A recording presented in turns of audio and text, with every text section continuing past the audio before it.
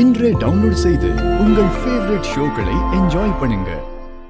ஐயோ, நீங்க எதுக்காக இப்ப அழுகுறீங்க?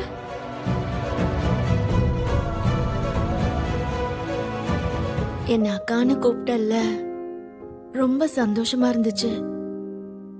அந்த கடவுளுக்கு நான் சந்தோஷமா இருக்கிறத பார்த்து பிடிக்கல போல இருக்கு. அந்த பாசத்தை எனக்கு கிடைக்காம பண்ணிட்டான். நீ சொன்ன மாதிரி என் தலையெழுத்து அப்படி இருக்கு. முடிஞ்சு போன கதைய ஆரம்பிக்காத. விட்டு போகாத பந்தத்தோட உதவி உனக்கு கிடைக்கும். அதான் நீ கூப்பிடும்போது எனக்கு ரொம்ப சந்தோஷமா இருந்துச்சு.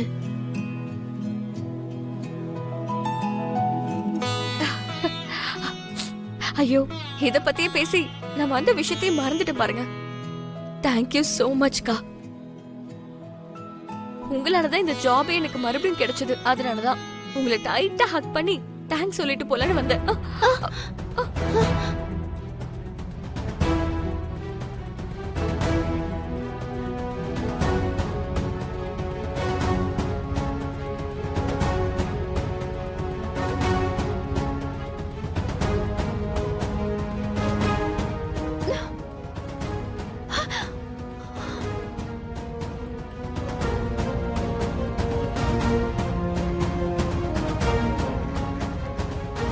என்னாச்சுக்கா?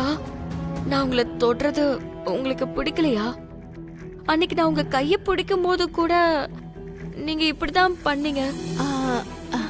சேச்சே, அப்படிலாம் ஒண்ணும் இல்ல. எங்க ஊர்ல அக்கா தங்கச்சிங்க ஹக் பண்ணிக்கிட்டா சீக்கிரமா பிரிஞ்சிருவாங்கன்னு சொல்லுவாங்க. சின்ன வயசுல இருந்தே நானும் அதை நம்பிதான் வளர்ந்தேன். இது ஏதோ ஒரு மூட நம்பிக்கை மாதிரி இருக்கு. ஆனா பிரிஞ்சிருவோன்னு சொல்றதுனால எதுக்கு இந்த ரிஸ்க் எல்லாம் எடுத்துக்கிட்டு? உண்மையை சொல்ல போனா உங்களுக்கு நான் ரொம்பவே நன்றி கடன் பட்டிருக்கேன்க்கா. உங்களாலதான் எனக்கு இந்த ஜாபே கிடைச்சது.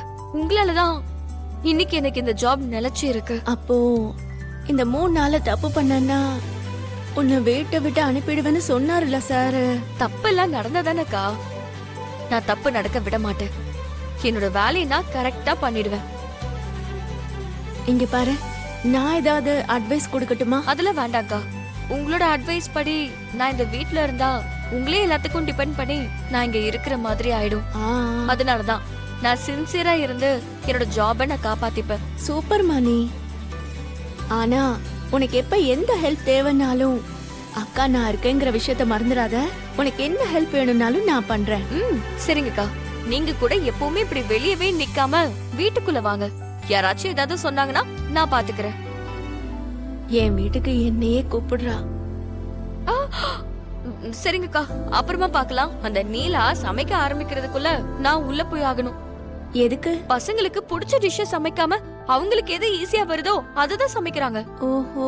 நான் ஒரு டைம் டேபிள் ப்ரிப்பேர் பண்ணிருக்கேன். பசங்களுக்கு பிடிச்ச எல்லாத்தையும் அதுபடியே சமைச்சு கொடுங்கன்னு நான் அவங்க கிட்ட சொல்லணும். சரிங்கக்கா, நாளைக்கு நம்ம மறுபடியும் பாக்கலாம். பாய். பாய்.